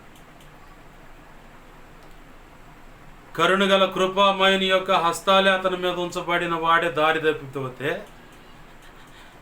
ఈ భూమి మీద ఆయన కృపచేత ఎంచబడిన దైవజనులు నేను ఎత్తిమే చేతులుంచి ప్రార్థన చేసి అధికారం ఇచ్చి సేవ చేపిస్తా, భక్తి సాధన చేపిస్తా ఉంటే నువ్వు దారి తప్పవని గ్యారంటీ ఏముంది? లేదండి నేను పరిశుద్ధాత్మ చేత నడిపించబడదు, ఊరుకో. అన్నీ కల్పితమైన మాటలు, తెలియని మాటలు మాట్లాడవద్దు దయచేసి. నువ్వు ప్రార్థన చేసుకోవాలి. ఈ మాటలు విన్నా వెంటనే అయ్యో ప్రభువా, నేను ఒకవేళ ఇదిగో తండ్రి ఆ ఇస్కరియోతు యోధాలాగా అటువంటి పొరపాట్లు నేను అపవాది చేత ఏడ్చబడుతున్నట్లయితే, అపవాది చేత వెరిపించబడుతూ నేను బ్రతుకుతూ భక్తి సాధన చేస్తున్నట్లయితే, సేవ చేస్తున్నట్లయితే, బలిపీఠం మీద నిలబడి దేవుని మాటలు ప్రకటిస్తున్నట్లయితే, ప్రభు యొక్క శరీరం అని రొట్టె విరుస్తున్నట్లయితే, అయ్యో నేను ఎక్కడైనా పొరపాట్లో పడ్డానేమో నన్ను క్షమించు ప్రభు అని దేవుని పాదాలు పట్టుకొని బతిమలాడాలా. అలాంటి బంధకాలు నువ్వు కనుక చిక్కి ఉంటే వెంటనే యేసు నామములో విడిపించబడాలి అంతే. ఆమేన్, హల్లెలూయా. ఆ విడుదల నిత్యముగా యేసు నామములో ఇటు బంధకాల చేత వెరిపించబడుతున్న ప్రతి ఒక్కరికి ఈ క్షణమందు యేసు నామములో విడుదల కలుగును గాక. ఆమేన్, హల్లెలూయా, హల్లెలూయా, హల్లెలూయా. వెంటనే నువ్వు తిరగటమేక ఆగకూడదు. అలా తిరిగినప్పుడే ధన్యురాలువు, ధన్యుడవు. నేను చెప్పనా, నా జీవితంలో అలాంటి శోధన అనుమతించాడా? అనుమతించిన తర్వాత ప్రభు పాదాలు పట్టుకొని పెనుగులాడుతూ ఉన్నప్పుడు బాప్తీసం పొందిన మొదటి రోజు, అంటే పొందక ముందు 2 రోజులు అక్కడ ఒక సేవకురాలు పరిచయం అయింది. అయ్యా, దేవుని దయా సంకల్పం చొప్పున 40 రోజులు ఉపవాసం ఉండి నేను ప్రార్థించక ఇదిగో నా భర్త ఎత్తును, రక్షణ లేదు. నా మనసులో ఉన్న మాట ఆయనకి చెప్పాను, దేవుడు నాతో మాట్లాడాడు, నువ్వే నా భర్త అని చెప్పని. కాదు, కుదరదన్నాడు. ప్రార్థన చేసుకున్నాను, ఆయన మాత్రం వదిలిపెట్టలేదు. సావనైనా చేస్తాను కానీ నిన్ను మాత్రం నా భర్తగా పొందుతాను కానీ పొందకుండా మాత్రం ఉండను, ఇది దేవుడు ఆజ్ఞ నిర్ణయం అని చెప్పాడయ్యా. అలాగనే వెళ్ళాను, ఆయనకి చెప్పాను, సువార్త అందించాను, బాప్తీస అనుభవంలోకి వచ్చాడు. బాప్తీసం కూడా నేను ఇప్పించానయ్యా. ఇవాళ ఇదిగో సేవకుడిగా ఉన్నాడు. ఆయన పేరు ఎం సత్యం పాష్ గారు. రాజమండ్రి పక్కన పల్లెటూరులో సేవ చేస్తూ ఉన్నాడు. ఆయన ద్వారానే మొట్టమొదటిసారిగా రక్షణ పొందిన రోజు ఆయన ద్వారా సేవకు పిలిచాడు దేవుడు. ఆ తల్లి సాక్ష్యం చెప్పింది. ఆ తర్వాత దేవుని పాదాలు పట్టుకొని పెనుగులాడితే ప్రభు ఒక వాగ్దానం ఇచ్చాడు. ఆ వాగ్దానాన్ని బట్టి ప్రభు సన్నిధిలో సాగిపోతూ ఉన్నాను. ప్రభునందు ప్రియమైన దేవుని బిడ్డలారా గమనించండి, దేవుడు నీకు నిర్ణయించినటువంటి వంచులో నువ్వు నిలబడాలి. నీ సొంత నిర్ణయంతో నువ్వు చేసుకుంటే చేతులారా నువ్వే నాశనం అవుతావు తప్ప రెండో వాడు నాశనం కాడు. పొరపాటున యేసయ్య పనికి నష్టమే జరగదు. నువ్వు బతుకున్నంత కాలం ఆ సంఘం ద్వారా, సంఘంలో పెరుగుతున్న వాళ్ళకి ఏ నష్టం జరగకుండా తప్పక నీకు కృపనిచ్చి దేవుడు నిన్ను వాడుకుంటాడు. అక్కడ ఎప్పటి వరకు నీ బుద్ధి గడ్డి తిని ఆ పొరపాట్లు నువ్వు ఒకవేళ కొనసాగుతూ అలానే వెళుతూ చివరికి ప్రభు చిత్తంలో నువ్వు నిద్రిస్తే అప్పటి వరకు కూడా తప్పక నీకు కృపనిచ్చి ఆ సంఘాన్ని, సంఘ బిడ్డలను కాపాడుకోవటానికి నీకు కృపనిచ్చి ఆ పరిచయం కొనసాగిస్తూ ఉంటాడు. నువ్వు అనుకుంటావు, అబ్బా నేను నా వల్లనే ఇంత పరిచయం జరిగింది, నా వల్లనే ఇంత ఆత్మలో పట్టపట్టింది, నా ప్రసంగం వల్లనే అనుకుంటాను. కానీ నిన్ను ఎడబాసిన సంగతి కూడా నీకు గ్రహింపు ఉండదు. సౌలుకు జరిగింది అదే పరిస్థితి, సంసోనుకు జరిగింది అదే పరిస్థితి. అసలు దేవుడు వాళ్ళని ఎడబాశాడన్న సంగతి వాళ్ళకి అర్థం కాల.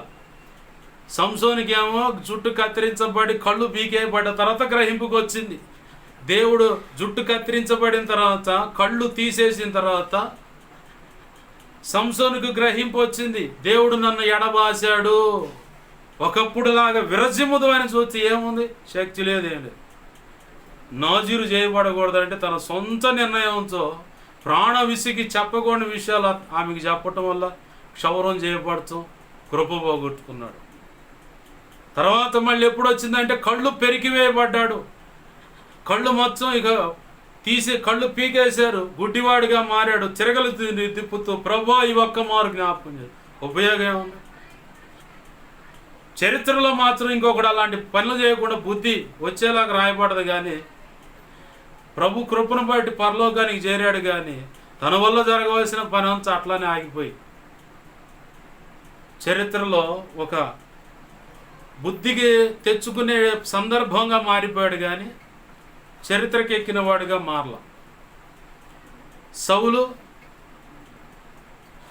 జతెద్దలను ఒక తప్పుడు మాట విన్నందుకు, ఇజ్రాయేల్ విషయంలో పలానోళ్ళు ఇలా అనుకుంటున్నారని తప్పు మాట విన్నందుకు జతెద్దలను కత్తితో ముక్కలు ముక్కలుగా నరికి ఇలాగ చేస్తానని వాళ్ళకి చెప్పండి పోయి అన్నాడు. మరి అలాంటి వాడు ఒక వ్యక్తి మీద వ్యతిరేక భావం, విషపు చూపు నిలపటం వల్ల దేవుని దగ్గర నుంచి దురాత్మ వచ్చి పట్టింది. చివరికి దేవుని ఆత్మను కోల్పోయి దెయ్యపు ఆత్మ బట్టి దేవుని దగ్గర నుంచే వచ్చిన దురాత్మ బట్టి వెరిపించబడుతూ దేవుడు ఎడబాశాడన్న సంగతి ఎప్పుడు వచ్చిందంటే చివరికి తను చనిపోయే కాలం ఆ సమయం అప్పుడు అంటాడు తన చుట్టూ ఉన్న వాళ్ళతో, దేవుడు నాతో మాట్లాడతలేదు. ఊరీము ద్వారా ఇట్లా స్వప్నాల ద్వారా దర్శనాల ద్వారా దేవుడు నాతో మాట్లాడతలేదు అబ్బాయి, తేడా పడదు వ్యవహారం అని చెప్పని అప్పుడు కర్ణ పిశాచాలు దగ్గర సోది అడగటానికి పోయాడు. చిల్లంగి అనే దగ్గర సోది అడగటానికి పోయాడు. నా నిమిత్తం అడగడని ముసుగు వేసుకొని మారు వేషం కలిగి ఆమె అంటానే ఉంది, ఈ సౌలు అనే రాజు వచ్చినప్పుడు మమ్మల్ని అందరూ తరిమాడు, దొరికితే చంపుతానన్నాడు. నువ్వెందుకయ్యా మళ్ళీ వచ్చి మమ్మల్ని అడుగుతున్నావు? నేను ఇక్కడ దాక్కున్న సంగతి అని చెప్పడానికి ఆడదామా? కాదు పొరపాటును కూడా చెప్పను, నా కోసం అడుగు అని చెప్పన్నప్పుడు ఆమె ఒక పశువును వధించి అడిగితే సమయంలో వస్తాడు. నాన్నెందుకు అడుగుతున్నావు, దేవుడు నిన్ను ఎప్పుడు ఎడబాస్తే? అప్పుడు అర్థమైంది. చివరికి ఏమైంది చరిత్ర మీకు తెలుసు.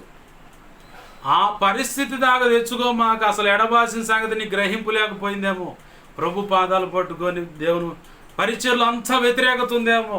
దేవుని యొక్క నిర్ణయానికి నువ్వు వ్యతిరేకంగా నువ్వు ఒక నిర్ణయం చేసుకొని అక్కడ నిలబడితే అంత వ్యతిరేకతే ఉంటుంది. నీ పక్కన ఉన్నవాడు నీకు వ్యతిరేకమైపోతాడు, అంత వ్యతిరేకమైపోతుంది. పరిచర్య అంతా ఇక ఎట్లా ఉంటుందంటే తల్లకిందులు అనమాట, అతలాకుతలం అయిపోతుంది అంటారుగా, అట్లా అయిపోతుంది.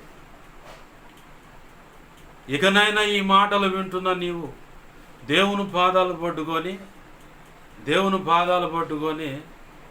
పశ్చాత్తాపంతో ఆయన పాదాలు పట్టుకుని నువ్వు అడిగితే ఆయన నిర్ణయం చొప్పున నువ్వు నిర్ణయం తీసుకొని ముందుకు అడుగు వేసి ఆయన చెప్పినట్టుగా నువ్వు సేవలో నిలబడగలిగితే ఖచ్చితంగా నువ్వు ఆశీర్వాదం చూడగలుగుతావు. నీవే కాదు, ప్రభు నీకు నిర్ణయించినటువంటి ఆ ఆశీర్వాదం ఇహపర సంబంధమైన ఆ మెప్పు ఘనత మహిమ బహుమతులు వధువులో నీవు నిర్ణయించిన స్థానము ఇవన్నీ నీకు దక్కటమే కాదు, నీ తర్వాత నీ వంశం ద్వారా లేదా నీ తర్వాత సంతానం ద్వారా ప్రతి ఆశీర్వాదం వారు కూడా పొందుకోగలుగుతారు. లేదా నీ నుంచి 3-4 తరాలకు శాపాన్ని పంచిపెట్టిపోతావు. అది నీ బిడ్డల మీదకి వస్తుంది తప్ప ఇంకొకళ్ళ మీదకి రాదు. ఏది కావాలో నిర్ణయం నీదే. ప్రార్థన చేసుకుందాం రండి. ప్రభునందు ప్రేమైన దేవుని బిడ్డలారా, ఇస్కరియోతు యోధ తను ఒక నిర్ణయం చేసుకొని డబ్బు సంచి కోసం వెళ్ళిపోయాడు. యేసయ్యనే ఇక అమ్మటానికి అని చెప్పని. కానీ పశ్చాత్తాపడి ఆయన వైపు తిరిగినట్లయితే ఖచ్చితంగా క్షమించేవాడు, కృప ద్వారా తన వంతులు తాను నిలబడేవాడు. అపోస్తులుగా ఆ నూతన యెరూషలేము పట్టణానికి ఇజ్రాయేలు, యాకోబు అనే ఇజ్రాయేలు అలియాజ్ ఇజ్రాయేలు, ఆయన కడుపును పుట్టిన 12 మంది గుమ్మాలైతే ఈ 12 మంది అపోస్తులు పునాదులుగా ఉన్నారు. ఆ పునాదులుగా ఇతను కూడా ఉండేవాడు. కానీ అతను చేజారిపోవటం, దాన్ని ఇంకొకడికి మత్తయి అనే వ్యక్తికి, మత్తయి పేరిట చీటీ వచ్చాను గనుక అన్నాడు 26వ వచనంలో. ఆ మత్తయి అనే వేరొక వ్యక్తికి ఆ కృప దక్కింది.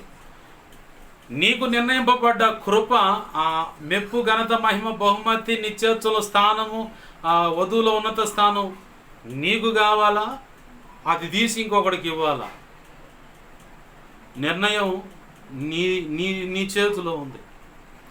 ఏది కావాలనుకుంటున్నావో అదే ప్రభువుకు తెలియపరచు. దాని ప్రకారమే దేవుడు నీకు నిర్ణయాత్మకమైనటువంటి తన చిత్తం ప్రకారముగా నీకు ఏది కావాలో అది ఇస్తాడు. ప్రార్థన చేసుకుందాం రండి. ప్రేమగల మా కన్న తండ్రి యేసయ్యా, నీకు వందనాలు, కృతజ్ఞతాస్తుతులు. దేవా, మీ లేఖన ఉపదేశం ద్వారా నాతో మాతో అందరితో మీరు మాట్లాడినందుకు కృతజ్ఞతాస్తుతులు. ఈ మాటలు వ్యర్థంగా పోకుండా మా హృదయాల్లో బదిలపరచండి. నీ రక్తంతో ముద్ర వేసి భద్రపరచండి. అనేక పర్యాలు ధ్యానించి నెమరు వేసి నిన్ను మహింపరుచుకునే ధన్యత కూడా మాకు దయచేయండి. నా ప్రభువా, మా ప్రభువా, ఇస్కరియోతు యోధ తన వంతులో ఉండక తప్పిపోతే అది తీసుకువెళ్ళి ఇస్కరియోతు యోధాకు రావాల్సినటువంటి ఆ స్థానం కాస్త మత్తయి అనే వ్యక్తికి అప్పచెప్పబడింది. కానీ మా జీవితాల్లో కూడా మేము ఒకవేళ నువ్వు నిర్ణయించినటువంటి ఆ నిర్ణయాత్మకమైనటువంటి ఆ ఆశీర్వాదం మేము చేసే తప్పుడు నిర్ణయాలను బట్టి, ఇది దేవుని చిత్తమైన నిర్ణయాలు, తప్పుడు నిర్ణయాలు చేసి ఆ తీర్మానంతో అడుగులు వేస్తూ బ్రతుకుతున్నట్లయితే అది తీసుకువెళ్ళి ఇంకోళ్ళకి ఇచ్చే అవకాశం ఉంది. అలాగా మా బ్రతుకుల్లో జరగక నీ చిత్తమే మా బ్రతుకుల్లో నెరవేర్చబడి నువ్వు మాత్రమే మా బ్రతుకుల ద్వారా, కుటుంబాల ద్వారా, బిడ్డల ద్వారా, వంశం ద్వారా, నీవు అప్పచెప్పిన పరిచయం ద్వారా మహిమపరచబడినట్లుగా సహాయము చేయమని సమస్తమును నీ కృపాహస్తాలకు నన్ను మమ్మల్ని అప్పచెప్పుకుంటూ నీ వాక్యాన్ని హెచ్చించుకుంటూ నీ నామాన్ని ఘనపరుచుకుంటున్నాం. ప్రభువా, కనికరించండి.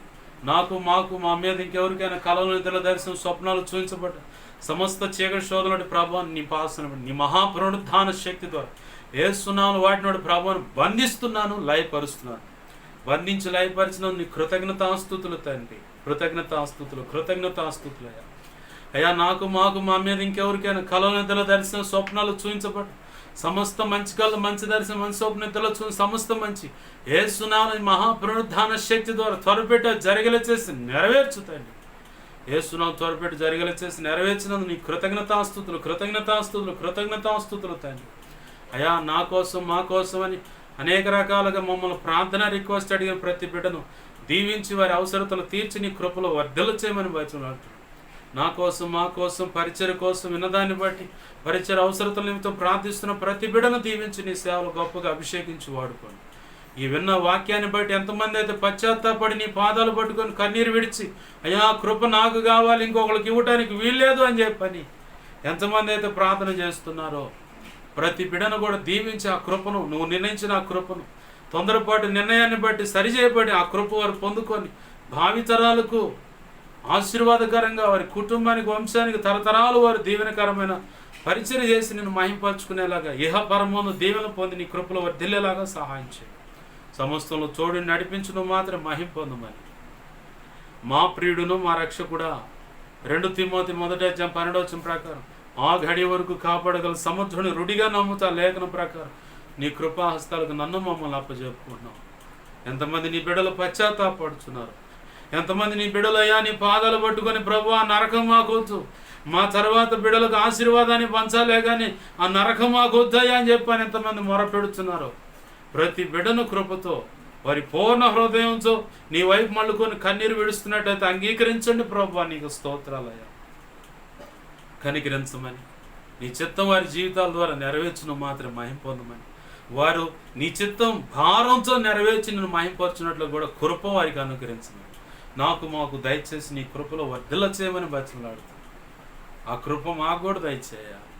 నీవే చూడు, నడిపించి సహాయం వచ్చేయండి. మా ప్రియుడును మా రక్షకుడైన యేసయ్య ఉన్నతానంత శక్తిగల నామమున అడిగి వేడుకొని ప్రార్థించి సమస్తం పొందుకొని బిడ్డలను దీవించి నీ కృపాస్తాలకు అప్పజెప్పి నేను మహింపరుచుకుంటున్నావు మా తండ్రి. ఆమేన్. ఇప్పుడు మన తండ్రి అయిన దేవుని ప్రేమయు, ఆయన ప్రియకుమారుడైన యేసుక్రీస్తు వారి కృపయు, పరిశుద్ధాత్మ దేవుని అన్యోన్య సహాయ సహవాసము ఈ ప్రార్థనలు ఏకీపిస్తున్నా, సమకూడినా, అలాగే నీకు ముందు ఈ వీడియో చూస్తూ విని ఏకీపిస్తున్న అలాగే సార్వత్రిక సంఘంలో ఉన్న సకల పరిశుద్ధులకును చెప్పబడ్డ మాటలను బట్టి సరిచేయబడి నీ వైపు తిరుగుతున్న ప్రతి ఒక్కరికి నిత్యత్వము చేరు పర్యాంతం సదాకాలము చూడై ఉండి వారి వంతులో వారు నిలిచి, ప్రభువా నువ్వు నిర్ణయించినటువంటి మెప్పు ఘనత మహిమ బహుమతులు అందుకొని ఈ భూమి మీద నీ చిత్తము నెరవేర్చుటకు వారి వంతులో నిలిచి ఆ చిత్తం నెరవేర్చి వధువులు నిర్ణయించిన వారి కోసం ఆ ఉన్నత స్థానంలో నిలిచి యుగ యుగాలు నీతో కలిసి నిత్య రాజ్య పరిపాలన చేసి నీలో వర్ధిల్లే భాగ్యం, నిన్ను మహింపరచుకునే భాగ్యం పరిశుద్ధాత్మ దేవుడే, త్రియేక దేవుడే తన కృపచేత కలుగు చేయనుగాక. అలాగూ కలుగు చేసిన దేవునికి మహిమ కలుగునుగాక. ఆయనకే స్తుతి ఘనత మహిమ ప్రభావాలు చెల్లునుగాక. Amen, amen. యేసు రక్తమునకేచి, ప్రవేశు రక్తమునకేచి, ప్రవేశునామును సంపూర్ణమైన విజయం కలుగునుగాక. ఆమెన్. అపవాది వాడి దోతలు, చీకటి అంధకార శక్తుల క్రియలు అవెంత ప్రమాదకరమైన మంత్ర ప్రయోగాలని సరే వాటన్నిటికీ అనంత నాశనం, సర్వనాశనం, నిత్యనాశనం కలుగునుగాక. నీ చిత్తానికి వ్యతిరేకంగా ఏ వ్యక్తులైనా పోరాడుతుంటే యుద్ధము యెహోవాదే. నీ చిత్తానికి వ్యతిరేకంగా ఏ వ్యక్తులు ఏమైనా చేస్తున్నట్లయితే మధ్యవర్తిగా ఉండి చేస్తున్నా సరే వారి విషయంలో కూడా యుద్ధం యెహోవాదే. యేసు రక్తమునకే జయము, జయము, జయము. అందరికీ వందనాలు. ప్రభు యొక్క మహా ఉచిత కృప మీ అందరికీ తోడై ఉండి, మనందరికీ పరిచర్య కూడా తోడై ఉండి, తన చిత్తానుసారంగా నడిపించి ఆయన మాత్రమే మహిమ పొందునుగా. ఆమేన్. అందరికీ వందనాలు.